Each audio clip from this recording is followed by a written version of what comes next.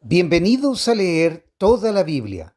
Julio 23, Segunda de Crónicas, capítulo 8, verso 11 al capítulo 10, verso 19.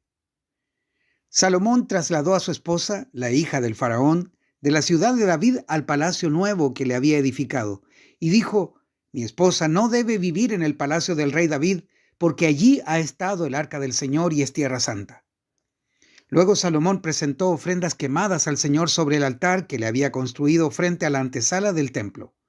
Ofrecía sacrificios para los días de descanso, los festivales de luna nueva y los 3 festivales anuales: la Pascua, el festival de las cosechas y el festival de las enramadas, como Moisés había ordenado. Para asignar las responsabilidades a los sacerdotes, Salomón siguió el reglamento de su padre David. También designó a los levitas para dirigir al pueblo en alabanza y para ayudar a los sacerdotes en sus tareas diarias. Designó porteros para cada puerta según sus divisiones, siguiendo las órdenes de David, hombre de Dios. Salomón no se desvió en absoluto de las órdenes de David respecto a los sacerdotes, los levitas y los tesoros. Así, Salomón se aseguró de que todo el trabajo relacionado con la construcción del templo del Señor se llevara a cabo desde el día en que se echaron los cimientos hasta el día en que se terminó. Tiempo después, Salomón fue a Ezión-Geber y a Elat, puertos que están a la orilla del Mar Rojo en la tierra de Edom. Hiram le envió barcos comandados por sus propios oficiales y tripulados por marineros expertos. Estos barcos navegaron hasta Ofir con los hombres de Salomón y regresaron con unas 15,000 toneladas de oro que entregaron a Salomón.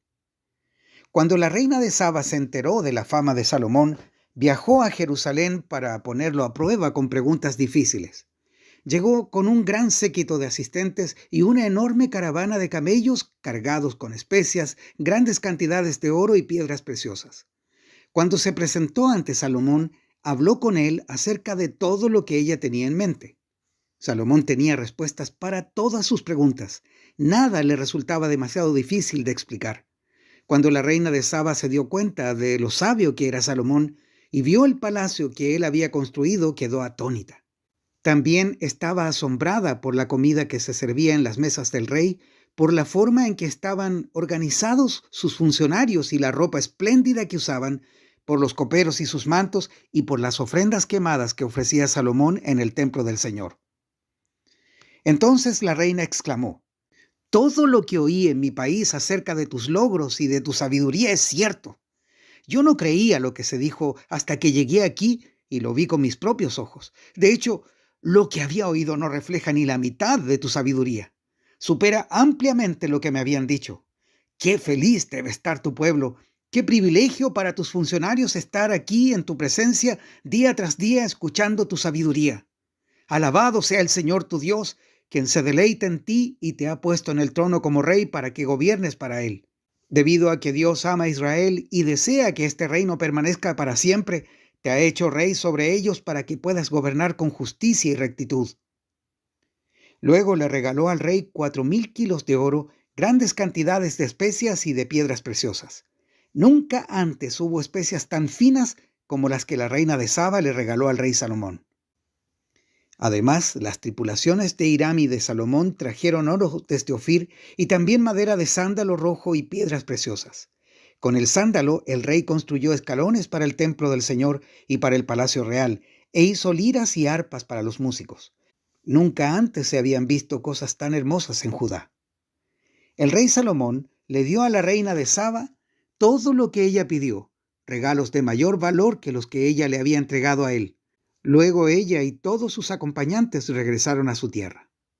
Cada año Salomón recibía unos 23,000 kilos de oro, sin contar los ingresos adicionales que recibía de mercaderes y comerciantes. Además, todos los reyes de Arabia y los gobernantes de las provincias también le llevaban a Salomón oro y plata. El rey Salomón fabricó 200 escudos grandes de oro labrado a martillo. Cada uno pesaba casi 7 kilos. También hizo 300 escudos más pequeños de oro labrado a martillo. Cada uno pesaba 3,5 kilos. El rey colocó los escudos en el palacio del bosque del Líbano. Luego el rey hizo un gran trono decorado con marfil y revestido de oro puro. El trono tenía 6 escalones y un estrado de oro. A cada lado del asiento había apoyabrazos y a cada lado del trono había una figura de león de pie. Había también otros 12 leones, uno en cada extremo de los 6 escalones. No había trono en todo el mundo que pudiera compararse con el de Salomón. Todas las copas del rey Salomón eran de oro macizo, igual que todos los utensilios en el palacio del bosque del Líbano. No estaban hechos de plata porque en los tiempos de Salomón la plata no se consideraba de valor. El rey tenía una flota de barcos mercantes tripulada por marineros enviados por Hiram. Una vez cada 3 años, los barcos regresaban cargados de oro, plata, marfil, simios y pavos reales. De modo que Salomón llegó a ser más rico y más sabio que cualquier otro rey de la tierra. Reyes de todas las naciones lo visitaban para consultarlo y escuchar la sabiduría que Dios le había dado.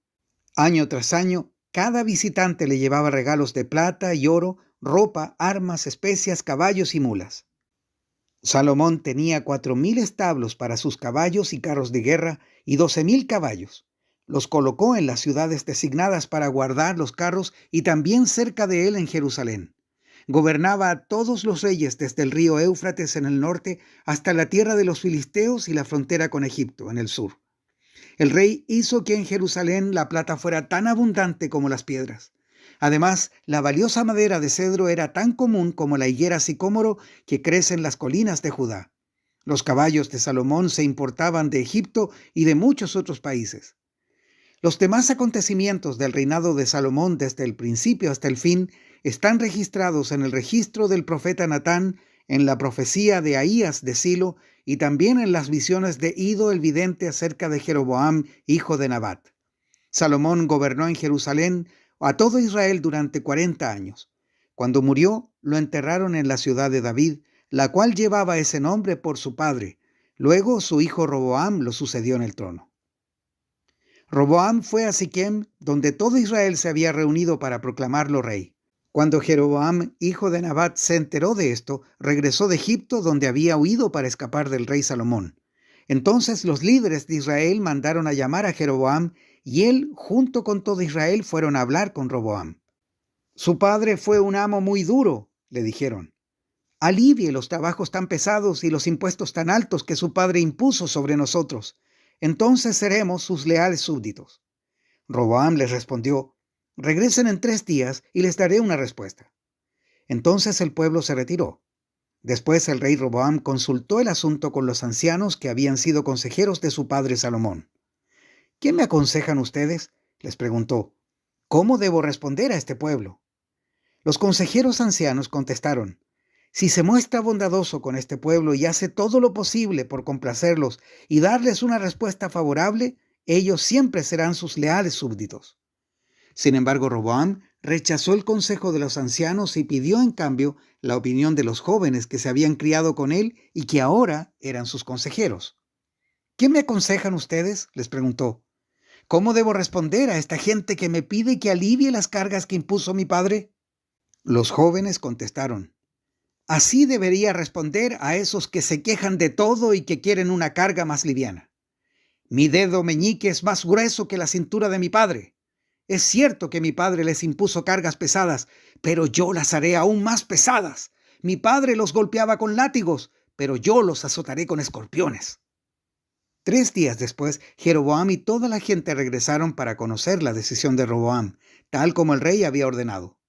Entonces Roboam les habló con dureza, porque rechazó el consejo de los ancianos y siguió el consejo de los más jóvenes. Así que le dijo al pueblo: mi padre les impuso cargas pesadas, pero yo las haré aún más pesadas. Mi padre los golpeaba con látigos, pero yo los azotaré con escorpiones. Por lo tanto, el rey no prestó atención al pueblo. Este giro en la historia ocurrió por voluntad de Dios, porque cumplía el mensaje que el Señor le había dado a Jeroboam, hijo de Nabat, por medio del profeta Ahías de Silo. Cuando todos los israelitas se dieron cuenta de que el rey no iba a hacerles caso, respondieron: ¡abajo la dinastía de David! No nos interesa para nada el hijo de Isaí. Regresa a tu casa, Israel, y tú, David, cuida de tu propia casa. Entonces el pueblo de Israel regresó a casa, pero Roboam siguió gobernando a los israelitas que vivían en las ciudades de Judá. Luego el rey Roboam envió a Adoniram, quien estaba a cargo de los trabajadores, a restaurar el orden, pero el pueblo de Israel lo apedreó a muerte. Cuando el rey Roboam se enteró, enseguida subió a su carro de guerra y huyó a Jerusalén. Hasta el día de hoy, las tribus del norte de Israel se han negado a ser gobernadas por un descendiente de David. Romanos capítulo 8, versos 9 al 25. Pero ustedes no están dominados por su naturaleza pecaminosa. Son controlados por el Espíritu si el Espíritu de Dios vive en ustedes. Y recuerden que los que no tienen al Espíritu de Cristo en ellos, de ninguna manera pertenecen a Él. Y Cristo vive en ustedes, entonces aunque el cuerpo morirá por causa del pecado, el Espíritu les da vida, porque ustedes ya fueron declarados justos a los ojos de Dios. El Espíritu de Dios, quien levantó a Jesús de los muertos, vive en ustedes, y así como Dios levantó a Cristo Jesús de los muertos, Él dará vida a sus cuerpos mortales mediante el mismo Espíritu quien vive en ustedes. Por lo tanto, amados hermanos, no están obligados a hacer lo que su naturaleza pecaminosa los incita a hacer, pues si viven obedeciéndola, morirán. Pero si mediante el poder del Espíritu hacen morir las acciones de la naturaleza pecaminosa, vivirán. Pues todos los que son guiados por el Espíritu de Dios son hijos de Dios. Y ustedes no han recibido un espíritu que los esclavice al miedo. En cambio, recibieron el Espíritu de Dios cuando Él los adoptó como sus propios hijos. Ahora lo llamamos Abba Padre, pues su Espíritu se une a nuestro espíritu para confirmar que somos hijos de Dios. Así que somos sus hijos, también somos sus herederos. De hecho, somos herederos junto con Cristo de la gloria de Dios, pero si vamos a participar de su gloria, también debemos participar de su sufrimiento. Sin embargo, lo que ahora sufrimos no es nada comparado con la gloria que Él nos revelará más adelante, pues toda la creación espera con anhelo el día futuro en que Dios revelará quiénes son verdaderamente sus hijos. Contra su propia voluntad, toda la creación quedó sujeta a la maldición de Dios. Sin embargo, con gran esperanza, la creación espera el día en que se unirá junto con los hijos de Dios a la gloriosa liberación de la muerte y la descomposición. Pues sabemos que, hasta el día de hoy, toda la creación gime de angustia como si tuviera dolores de parto. Y los creyentes también gemimos, aunque tenemos el Espíritu de Dios en nosotros como una muestra anticipada de la gloria futura, porque anhelamos que nuestro cuerpo sea liberado del pecado y el sufrimiento.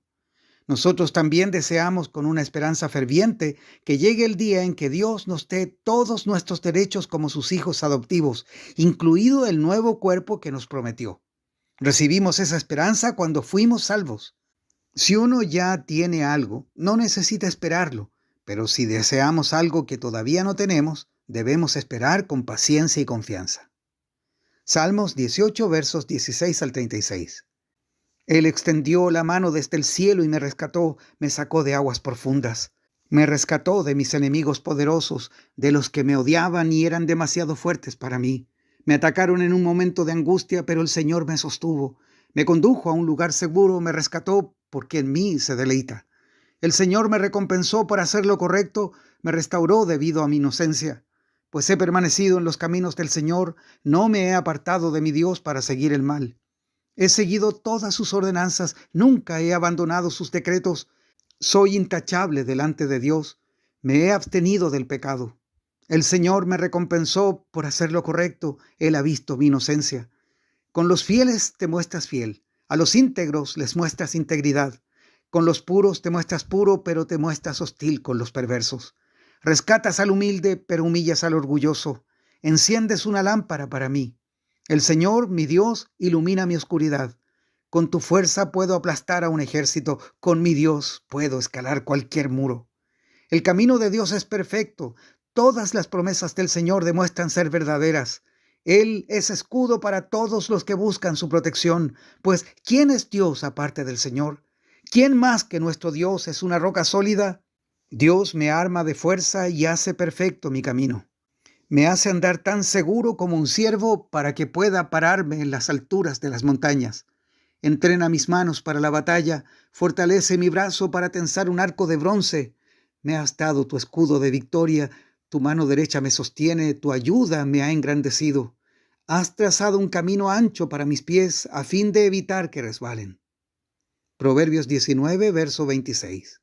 Los hijos que maltratan a su padre o echan fuera a su madre son una deshonra pública y una vergüenza. Hasta aquí la lectura de hoy.